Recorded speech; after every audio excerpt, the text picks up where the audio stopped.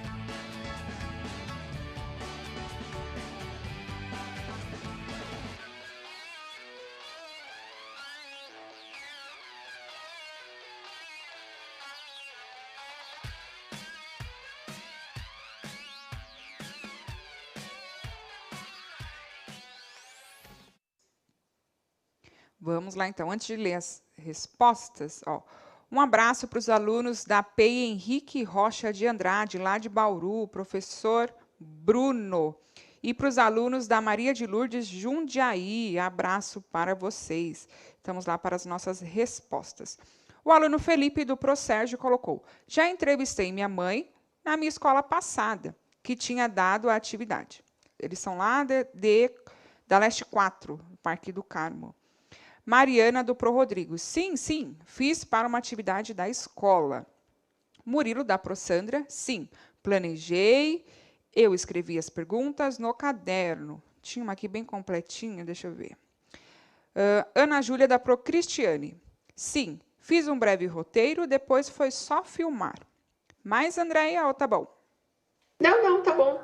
Tá ótimo. Eu vi uma que, eu só não lembro o nome da aluna, que ela colocou assim, eu fiz uma entrevista, ela quis dizer, para a escola, assim, nunca foi uma entrevista maior. Mas, claro, é uma entrevista grande, sim, né? Não importa quem você tenha entrevistado, né?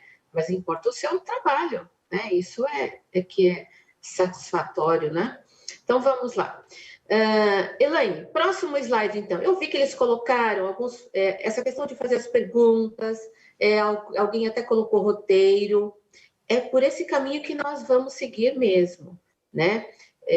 Exatamente para a gente estar trabalhando agora, de acordo aí, até com alguns apontamentos que estão na apostila, né? No currículo em ação, ok? Elaine, próximo slide, você lê para a gente, por favor? Sim. Relembrando. Vamos lá, então. Entrevista é a ação de entrevistar alguém ou se deixar entrevistar. Pode acontecer por meio de uma conversa entre duas ou mais pessoas em busca de respostas para determinado assunto. Quanto à linguagem, dependendo do tipo de entrevista, ela pode ser formal, informal ou um pouco das duas. Como tem finalidade social e difunde informações, é necessário ter responsabilidade com o que é perguntado e com o que é respondido. Ok. Essa última parte aí, acho que é assim, uma das mais importantes, né? Ter responsabilidade com o que é perguntado e com o que é respondido, né? Para que a gente fuja aí de notícias falsas, né? De informações falsas, de interesse em ludibriar, né? Em enganar. Próximo slide. No próximo slide nós temos um pouquinho mais, né? Além do conceito da entrevista aí, a questão de que uma entrevista envolve pesquisas e envolve roteiro. Então, você não vai para uma pesquisa, vou dizer de forma caseira e sequinho, né? Sem saber o que você vai falar ou sem ter a noção qual a intenção daquilo, né? Você precisa fazer uma pesquisa em relação ao tema, em relação às pessoas envolvidas naquele tema e que mais podem te favorecer, né? Afinal de contas, você utiliza aí a entrevista, quando você traz a entrevista, você vai utilizar essa pessoa como um argumento de autoridade para você, né? Então, é muito importante que você vá fazer uma pesquisa de quem são as pessoas envolvidas com aquele assunto que você está querendo divulgar, que você está querendo levar como conhecimento, como informação, certo? Então, nós precisamos, sim, ter um roteiro e precisamos fazer pesquisa, certo? Vamos lá. Próximo slide. Eu peguei um texto, então, como eu percebi que vocês já estavam trabalhando, já tinham até trabalhado o texto do currículo em ação, eu peguei uma parte, né, um trecho de uma entrevista, então, da revista Minas Faz Ciência, né? Veracidade acima de tudo. Pode ler para a gente, Elaine, Sim. por favor? Pesquisadora da USP, Natália Pasternak, combate práticas de pseudociência e comenta funções, caminhos e atores da divulgação científica no Brasil. Essa entrevista aí foi pelo Maurício Guilherme Silva Júnior. Ok, a gente vai lendo e vai parando um pouquinho. Então, prestem atenção. A gente já tem aí no título, né, veracidade acima de tudo. Depois a gente já tem quem é que vai ser entrevistado, né? Quem é essa pessoa? É uma pesquisadora da USP, né, Natália Pasternak, que tem aparecido bastante na mídia. Então, ela combate práticas de pseudociência e comenta funções, caminhos e atores da divulgação científica no Brasil. Então, a gente já consegue levantar aí algumas hipóteses a respeito do que leremos, então, ou do que teremos na entrevista. Próxima, Elaine, pode ler, por gentileza. Bióloga formada pelo Instituto de Biociências da Universidade de São Paulo, IBUSP, Natália Pasternak, acho que é Tachnak, é pós-doutorada em microbiologia na área de genética molecular de bactérias pelo Instituto de Ciências Biomédicas da USP. Nessa entrevista à revista Minas Faz Ciência, Pasternak problematiza conceitos de divulgação científica, comenta os rumos da pesquisa no Brasil e aborda a necessidade do permanente combate à nociva e astuta pseudociência. Então, vamos lá.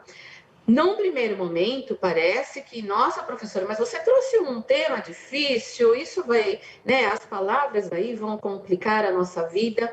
Não, vocês vão perceber que eu coloquei uns trechinhos que estão bem claros para os objetivos, inclusive, da nossa atual situação mesmo, né? E isso veio para esclarecer algumas coisas para vocês mesmo. Vamos lá, Elaine.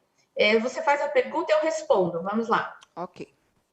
Começarei nossa conversa com algo básico, de modo a delinear questões conceituais. O que, a seu ver, é a divulgação científica? Há muita divergência entre os termos técnicos usados. Alguns preferem o termo comunicação da ciência, em que a divulgação entraria debaixo do guarda-chuva. Creio que, preciosismos à parte, o importante é ressaltar a existência de várias maneiras de divulgar ou comunicar a ciência. Existe a divulgação da beleza da ciência em busca do encantamento. Existe a divulgação de trabalhos específicos que visa mostrar o que se faz em determinado instituto ou universidade e sua importância. Existe a educação científica, com o objetivo de aprimorar o ensino de ciências. E, finalmente, existe a defesa da ciência, do pensamento crítico e racional, que é o que eu faço. Os pesquisadores brasileiros estão acostumados a divulgar ciência? Temos tradição em tal prática? Não, nunca precisaram e nunca foi de sua responsabilidade. Acho, contudo, que convém ressaltar que a cobertura de ciências pela imprensa no Brasil também decaiu muito nos últimos anos. Divulgar ciência nunca foi algo tão popular como política ou esporte. De que modo a comunidade científica pode agir no sentido de enfraquecer os nocivos efeitos da pseudociência? Não acho que é obrigação do pesquisador fazer divulgação científica, mas acho que certamente é sua obrigação defender a ciência quando atacada. A pseudociência ameaça a credibilidade das práticas científicas e pode trazer consequências desastrosas à sociedade.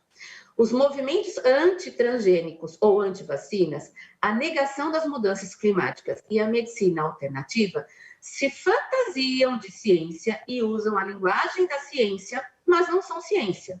Cabe a nós, cientistas, apontar a diferença para o público. Então, vamos lá. Deixem esse último slide, por gentileza, e prestem atenção que eu destaquei em azul aí, ó. Pseudociência. Então, só para esclarecer, para de repente o aluno que ainda não compreendeu o que seria essa pseudociência. A gente tem como se fosse um pequeno conceito aí, ó. O que é uma pseudociência, né? Então, aquilo que se fantasia de ciência e que usa a linguagem da ciência para se divulgar, mas não é ciência, né? Então, pseudo aí é falso, né? É uma falsa ciência, ok? Então, vamos lá. Elaine, vamos à primeira questão para que continuemos, então, falando um pouquinho sobre isso. Espero que vocês estejam fazendo todas as associações aí com a situação, com o que estamos passando e façam reflexões, né? Ou a notícia, ou a entrevista, elas são para isso, para que você reflita, ok? Vamos lá, Elaine, as duas primeiras questões, por gentileza. Vamos lá. O texto que acabamos de ler é um artigo científico, uma notícia, uma entrevista. Então, vocês escolherão entre as três apenas uma, tá? E 2, quem é a entrevistada? Qual é a profissão dela? 2 minutinhos, Andréia, tá bom? Pode ser, pode ser. Controla aí para mim o tempo, Elaine. Tá bom, 2 minutinhos, vamos lá.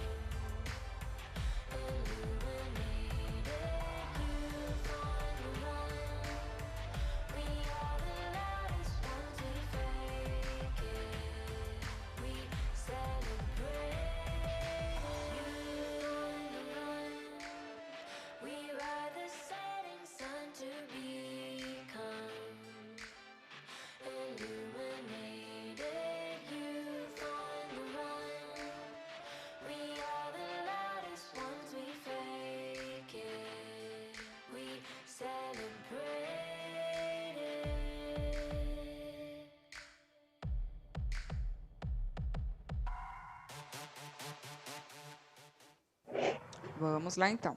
Ana Paula, da Pro Franciele, disse assim, uma entrevista. O Stanley, do Pro Luiz Carlos, disse entrevista. Ana, da Pro Marília, disse na 2 que ela é cientista. O Silas, do Pro Luiz, disse uma entrevista.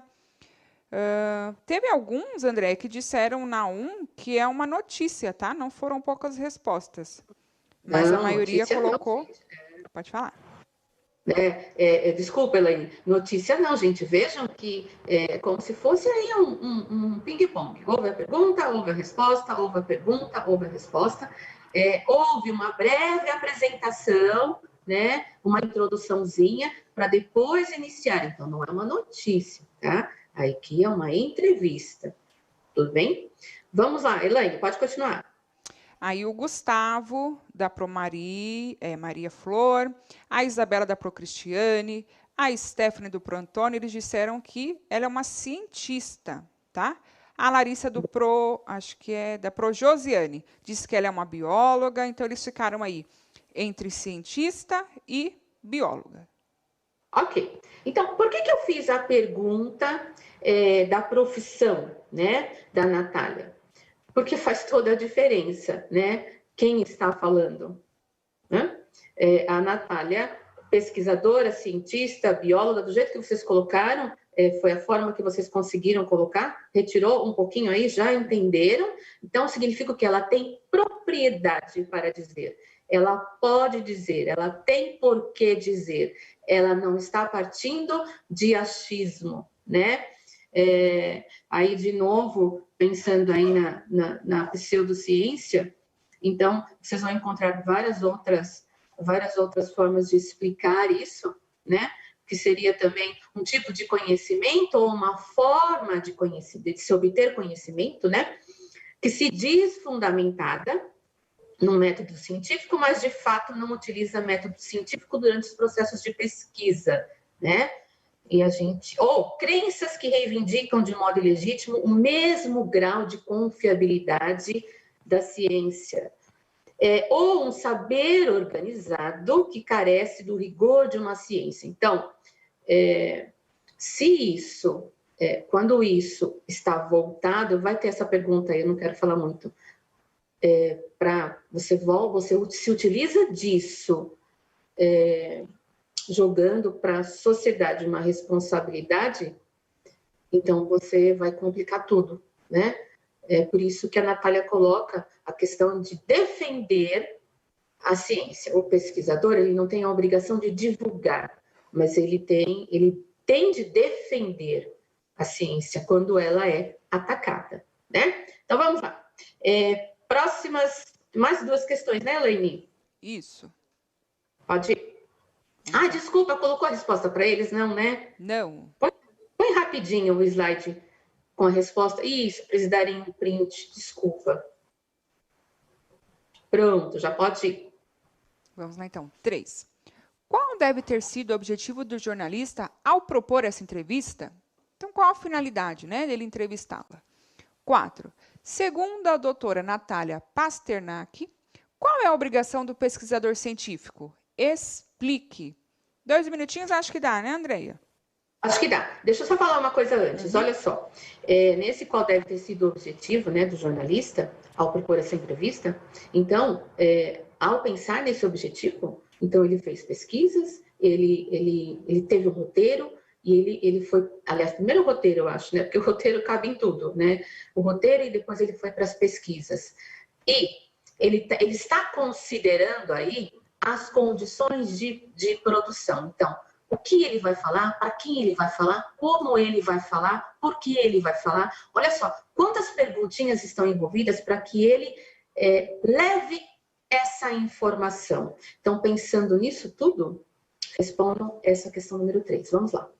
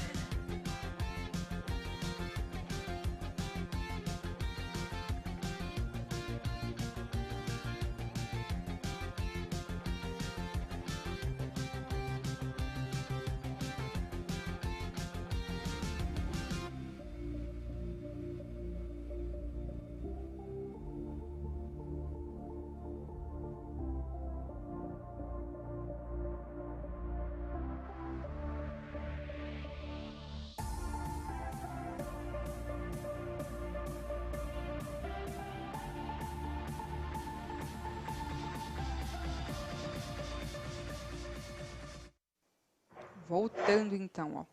A Proarlete colocou acabar com as notícias falsas sobre ciência. Gustavo, da Pronádia, tirar dúvidas. Ágata, da Pro Railda, saber mais sobre a bióloga. Luiz Carlos, passar informações sobre a bióloga. O Cauã, da Provânia, colocou na 4, defender a ciência. Da 4, por enquanto, só essa, Andréia. Ok, tá. Vamos lá.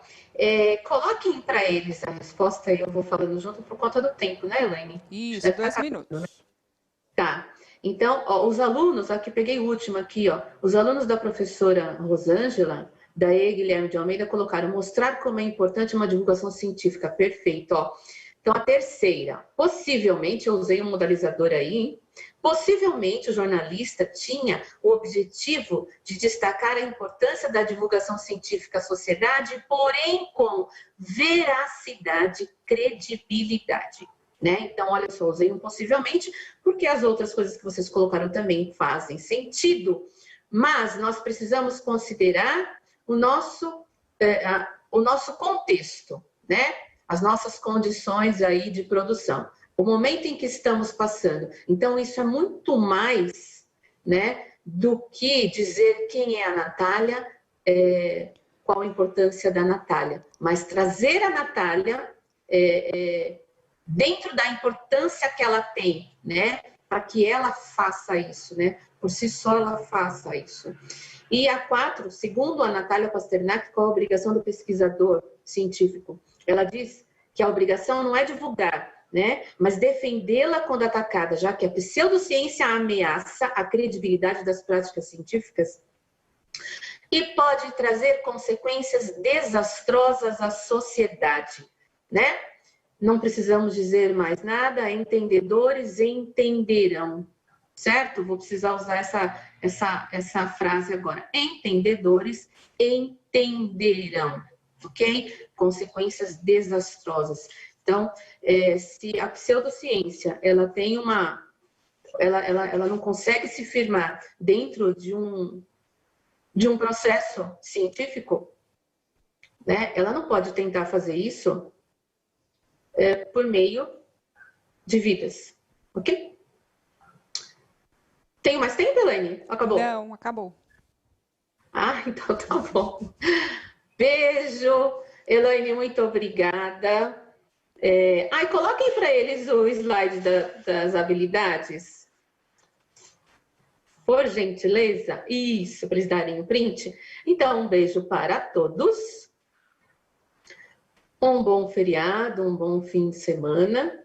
Elaine, produção, muito obrigada. Beijo, 7º ano, professores e alunos. Obrigada a todos, bom feriado, bom final de semana. Até a próxima, beijos.